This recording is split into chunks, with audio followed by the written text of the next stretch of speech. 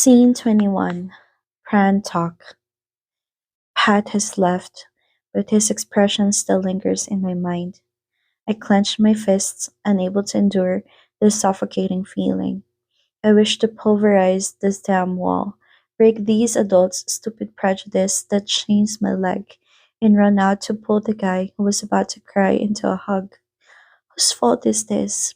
When did this endless war start? And how long do we have to wait for it to be over? Why did you never tell us you live in the same place as him? My lips are pressed so tightly that they hurt as my dad asks the question brusquely. I keep my eyes on the door and count from 1 to 10 silently to relieve the fury smoldering in my chest. Brad, I'm asking you! My patience crumbles when my dad shouts and yanks my shoulder to face me. I pull myself off the grip, showing displeasure. Dad seems taken aback by my reaction. I don't see how it's wrong. What did you say? Dad whispers slowly through gritted teeth. Mom calls my name in an attempt to hold me back. I don't think the one who has to cool down is me, though. I said, I don't see how it's wrong. How is it not wrong? Is this why you didn't go home recently? Has nothing to do with that, Dad. I should pack as the level of my dad's anger climbs up. I worked on my tasks here and dealt with my responsibilities. I never once misbehaved as you two believed. And Pat did nothing wrong. What's so wrong about us being friends or acquaintances? Bran! Both of you hate Pat's parents, but what does that have to do with me? The apple never falls far from the tree. He didn't do anything to you. We were both shaking, our faces twisting in rage. Our words mean nothing to each other, and we get louder the more we argue. We can do nothing but shout because reasons don't work with their resentment towards that family. I forbid you to see him. I don't care. Brad! When will you put down your prejudice, Dad? If you open your heart for once, you'll know Pat isn't that bad. I know it now. You've never talked back like this before. Who else did you absorb this action from, if not that brat? I just can't stand this nonsense anymore. I think we have to talk about studying abroad seriously. My dad's voice turns cold, and my expression gets stern. I recall Dad's words during Pong's first year in England. He said he would send me there to be with him. I didn't care much back then since my parents always gave me the freedom to decide on my education, and I never wanted to be far from home. Plus, I have Pat now. I know damn well that Dad is threatening me. What do you mean? Although I know exactly what he means, I can only ask the question in a softer voice. Don't make me do what I don't want to do. Dad looks into my eyes quietly. When he's sure I won't say another word, he tells Mom, who's standing by his side, that he's ready to leave. Dad steps out of the room without saying goodbye. The door is banged shut. I don't move, still staring ahead at where my dad was.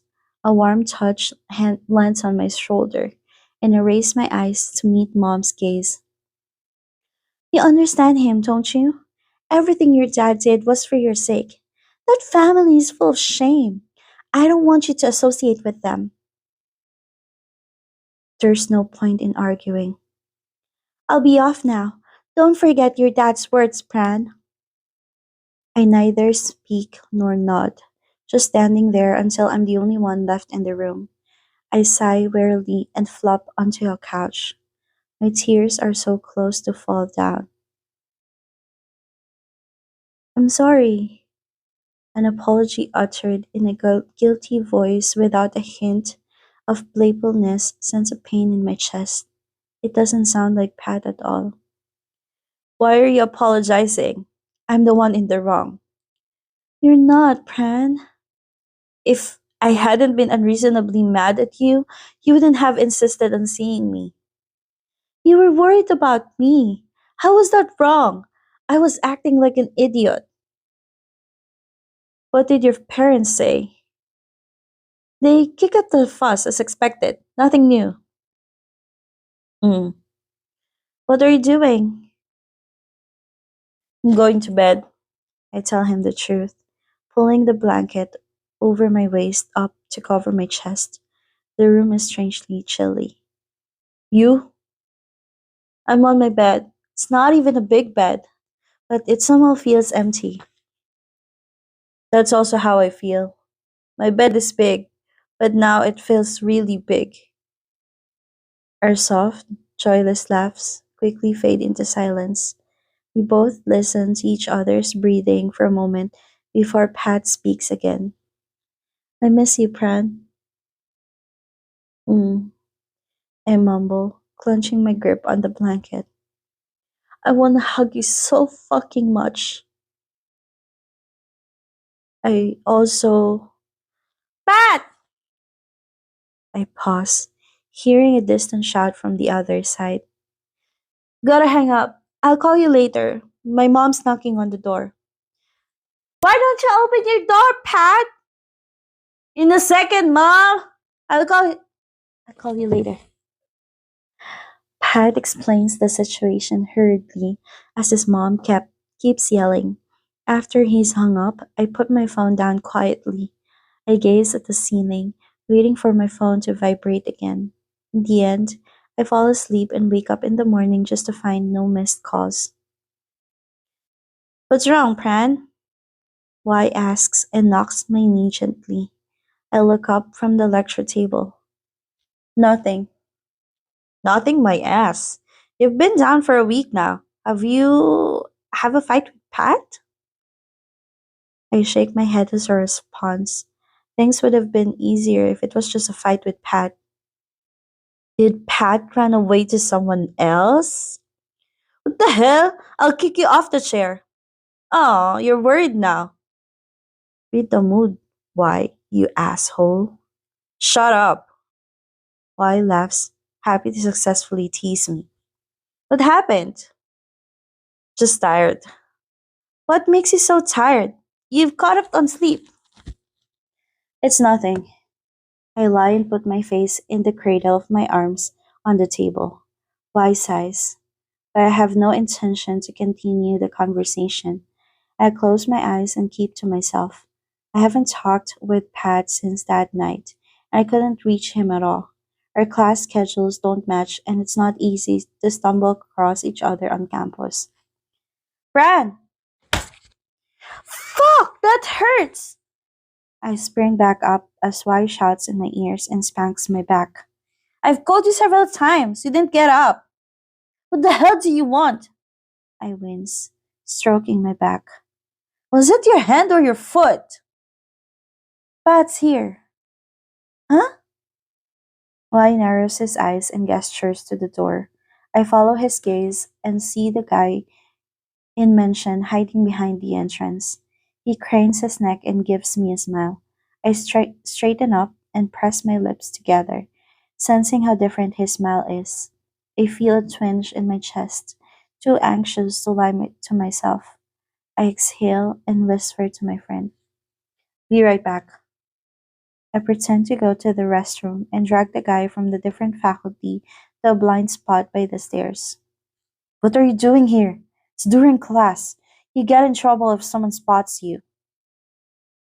Everyone knows you and I stopped fighting. Not everyone knows that. You even wear your workshop shirt. The professors might come to you. I wanted to see you. His dejected expression as he mutters those words stopped me short. I smile, giving up nagging. Really? Seeing you smile like this, I don't mind getting lecture for 3 days. You're exaggerating. Pran, hmm? I'm sorry I didn't contact you. My mom's been keeping an eye on me. She's started eavesdropping recently. Some days, she even took my phone. It's alright. Par texted me, and I'm not mad at you. But I'm mad. Why? I'm mad at everything that prevents me from hearing your voice, from being with you, from cuddling you to sleep, from seeing you blush and frown like this. Did you take the wrong pill or something? I brush his hand away when he touches my cheek. You're acting weird. My face feels hot at the pressure of his fingertips. I took no pills, that's why I feel sick. When will I get to take my pill? But I'm going to die. Still joking. I fail to stifle my smile, feeling a little better as he can still make jokes. I've been worried for days because he was horribly downcast. Why is he looking at me like that, by the way? What are you looking at? My boyfriend. It's been days since I got to see you. Let me gawk at you. You won't be stained by my stare. What a pain. What? I talk sweetly and you tell me off? Tease you and you tell me off. So hard to please. Go back to your class already. I won't. I want to be with you. Don't be ridiculous, Pat. I have to hit home right after classes. I won't get to see you then. Pat, we're in the uni. Just one kiss. This sick, wild dog leans closer and puckers his lips, which doesn't suit his face at all. I keep my lips shut, not letting him touch me as desire. Yet the guy before me doesn't give up. He steps close, locks my gaze, and whimpers a little. My brow furrows. I avert my eyes, trying to ignore his mew in my ears. Finally, I yield. I press my lips on his for a brief moment and withdraw. There you go. Happy now? Pat raises his eyebrow, unable to hide his smirk. I start to blush now. No, but it's enough for now. He whispers hoarsely and pulls back. I step back immediately and look around, worried that someone might see us. I'm leaving. Okay, let's talk later. Pat nods and blows a kiss at me. Then he descends the stairs slowly. My eyes trail after him, and he turns around to wave his hand. I wait until he's gone and return to the lecture room. My annoying friends ask me teasingly if I went out to poop, but I don't care. After our sudden rendezvous, Pat texted me once in a while. He kept it simple, only asking what I was doing, and Par would chat with me on his behalf when he couldn't do it himself. They must be keeping an eye on him strictly. The thought bothers me. The guy who loves freedom like him must feel suffocated being grounded. Besides, one of the reasons Pat chose to move out is he was concerned about my workload and transportation. After all, it was either him or me, and I was mad at myself for being so useless. Thank you, I say and hand the money to the driver of the green taxi parked in front of my house. I get out of the car and sneak a glance at the other house while heading inside mine. I didn't tell Pat I was going home since he hadn't replied to my text last night. I'm home, I greeted my dad, who's reading a book on the couch. He eyes me and returns his gaze to the book. We haven't talked much since that day, so the air around us has been tense. Oh, you're home, Pran. Mom's voice comes from the kitchen before she appears.